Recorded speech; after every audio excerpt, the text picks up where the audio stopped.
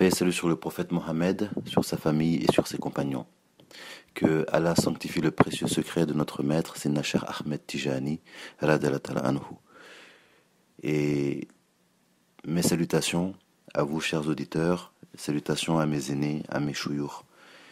Aujourd'hui, nous allons aborder le thème de la prise de conseil et de cette faculté qui est donnée aux disciples Tijani de demander conseil et de consulter Sayyidina Cheikh Ahmed Tijani radiyallahu anhu directement. On appelle cela communément le istishara, mais le principe est très simple, le principe est le même que le fait de demander qu'un conseil. Donc c'est cette action judicieuse de prendre conseil avec son cher. Sayyidina Cheikh Ahmed Tijani radiyallahu anhu est bel et bien vivant, même si dans le Zahir il est donc décédé. L'éducation spirituelle de tous les Tijani est effective et Sayyidina Cheikh Ahmed elle incombe directement à Sayyidina Cheikh Ahmed Tijani et au prophète Mohammed sallallahu alayhi wa sallam. Le prophète Mohammed, sur lui la paix et le salut, a dit à notre maître Sayyidina Cheikh Ahmed Tijani: tes compagnons sont mes compagnons, tes disciples sont mes disciples, tes élèves sont mes élèves.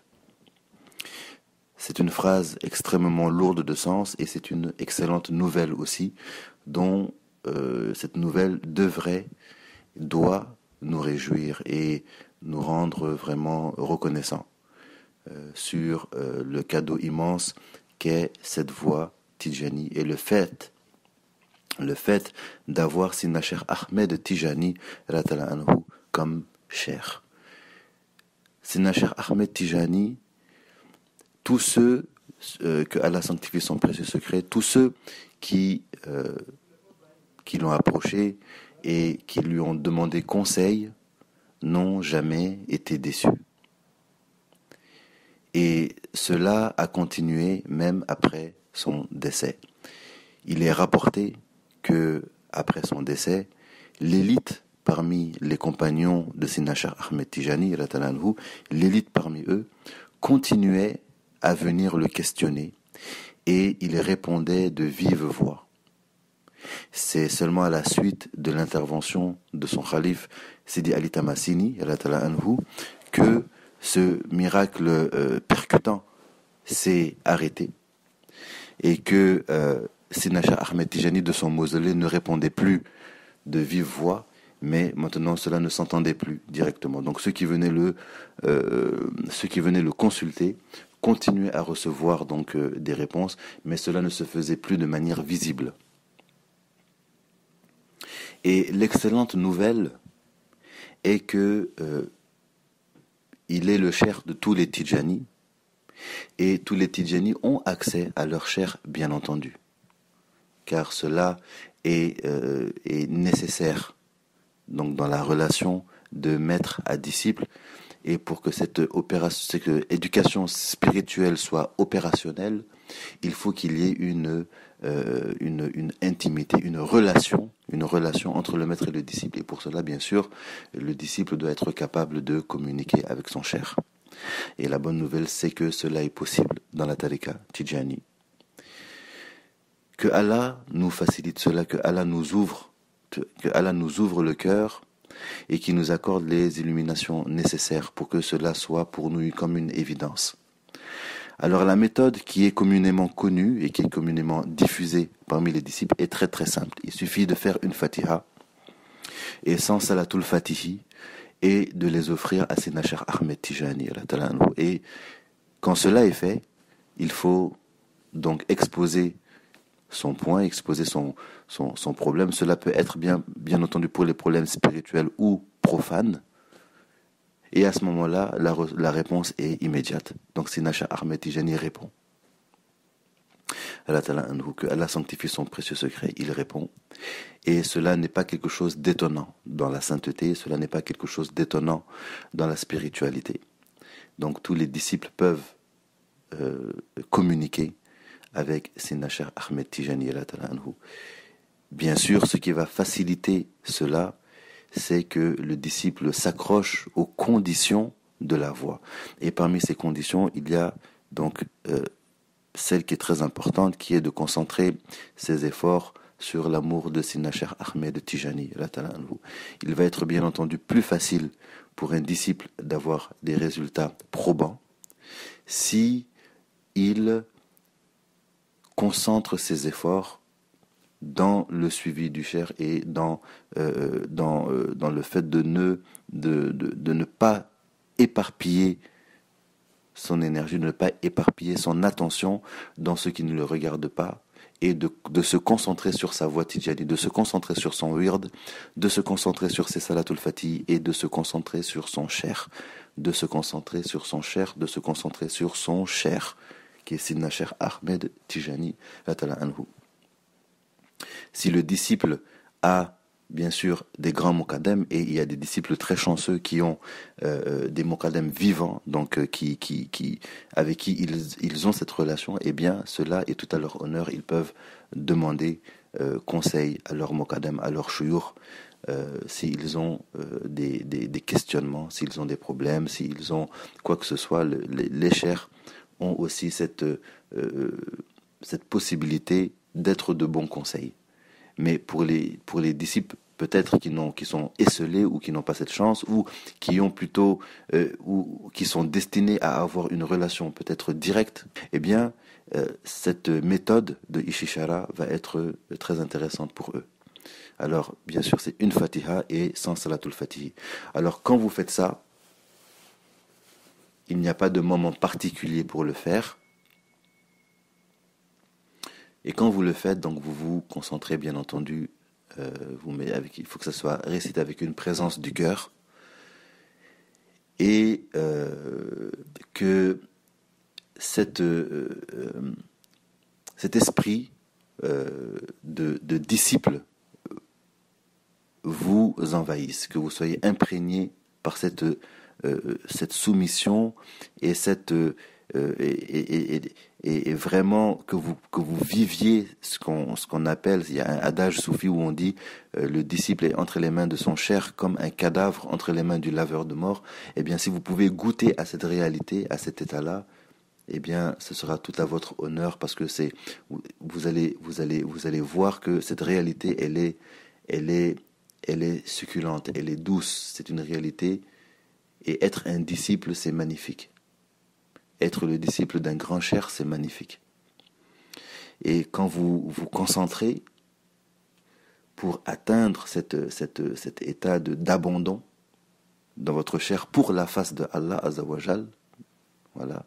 Il ne s'agit pas de faire du shirk, parce que beaucoup de gens qui n'aiment pas le soufisme ou qui attaquent le soufisme ou qui ne connaissent pas le soufisme pourront considérer ça comme du shirk, mais ce n'est pas cela du tout. Si vous prenez conseil avec un sage, avec un saint, avec votre cheikh, il n'y a rien de plus judicieux que cela. Voilà, donc, et cette méthode vous permet de le faire. Alors, une Fatiha sans Salatul Fatihi, vous vous mettez en condition donc de parler à votre cheikh. Vous réunissez les conditions pour cela et vous exprimez donc ce que vous avez à exprimer, le questionnement que vous avez à questionner, et vous allez recevoir ipso facto la réponse de Sidna Cheikh Ahmed Tijani. Elle va arriver sans aucun doute, vous allez la recevoir. Cette réponse, ça va être la première pensée qui va vous envahir, qui va saisir votre cœur, la première pensée qui va saisir votre cœur après avoir questionné Sidna Cheikh Ahmed Tijani. Et cette pensée, elle est suffisante. Vous n'avez pas besoin de plus. Toute la réponse est dans cela. Et ce qui est très intéressant, c'est de savoir que Sidna Cheikh Ahmed Tijani anhu faisait de même de son vivant. Lorsque les gens venaient lui demander, il répondait de la même manière. Alors je vais vous lire maintenant un passage du Jawahirul Ma'ani qui a été donc traduit de l'arabe par le professeur Ahmed ibn Abdallah Skirej, que Allah lui fasse miséricorde. C'est un passage très intéressant parce que ce passage c'est un témoignage de ce que Sinachar Ahmed Tijani anhu faisait de son vivant. Et je peux vous assurer que cela n'a pas changé après son décès.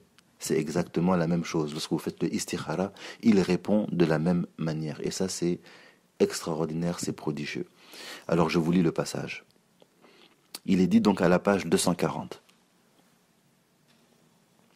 Quand quelqu'un vient demander un conseil concernant une affaire religieuse ou une affaire de la vie d'ici-bas, par exemple, il lui montre alors ce qui pourrait lui être profitable. Donc là, on parle de Sinachar Ahmed Tijani.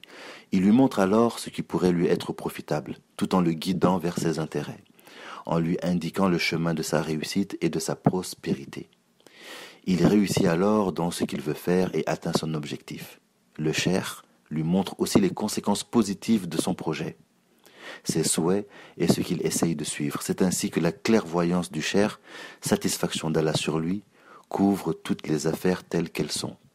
Cette clairvoyance a pour origine la lumière divine dont il dispose parfaitement. Lorsqu'on le consulte, c'est la première information qu'il prononce qui compte. Voilà ce qu'il nous a dit à plusieurs reprises. En effet, le savoir des soufis, satisfaction d'Allah sur eux, n'a pas pour origine un récit ou une idée, mais il s'agit plutôt d'une science divine infuse ou d'une levée seigneuriale de voile. Donc, ce qui importe est la première parole prononcée par le cheikh. Tout ce qui en découle n'est que la sagesse et la raison elle-même. Si la personne qui a consulté le cheikh s'est satisfaite de sa réponse, elle acquérera alors de la sagesse et retournera chez elle avec un butin et une fortune. Mais si elle refuse le conseil et essaye de polémiquer, alors le cheikh lui fera plaisir en discutant avec elle à tort et à travers jusqu'à ce qu'elle parte.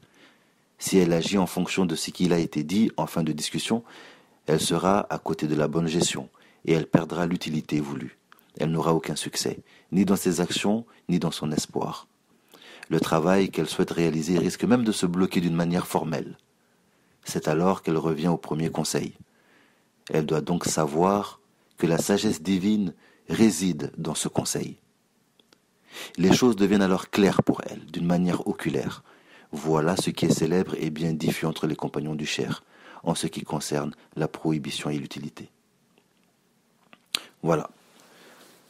Donc cela, c'est un témoignage qui est écrit donc dans le Jawahirul Ma'ani, à propos donc de cette aptitude, cette capacité du cheikh à pouvoir répondre aux besoins donc de ses disciples et de répondre par inspiration et par clairvoyance. Donc c'est un soutien divin qu'il a pour cela. Voilà. Donc utiliser cette méthode pour questionner Sinachar Ahmed Tijani al-Talanhu. Donc il y a une autorisation donc générale pour cela, pour les disciples. Si vous voulez avoir une bénédiction supplémentaire, des conseils supplémentaires, bien sûr, vous pouvez aller demander à vos muqaddam de vous indiquer, de vous aider, de vous expliquer aussi. Voilà, si vous voulez plus d'informations. Mais c'est un don. C'est un don, et ce don est vraiment pour les Tidjani. C'est un cadeau, c'est un don divin de pouvoir questionner son cheikh comme ça. Et tous les disciples Tidjani ont cette capacité. Le disciple Tidjani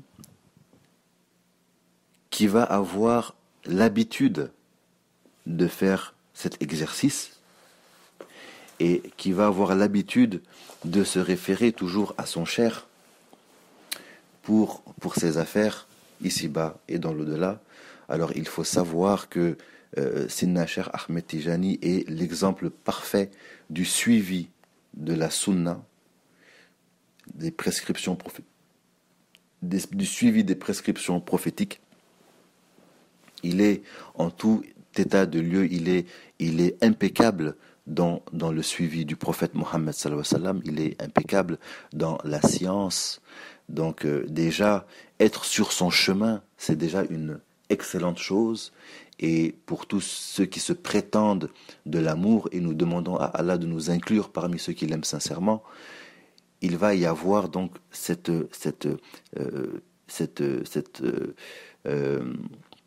encouragement de l'imiter dans cela. Déjà, donc dans les bonnes manières, dans l'étiquette, dans la bienséance, dans la science, dans la véracité, dans le bon comportement, etc., etc.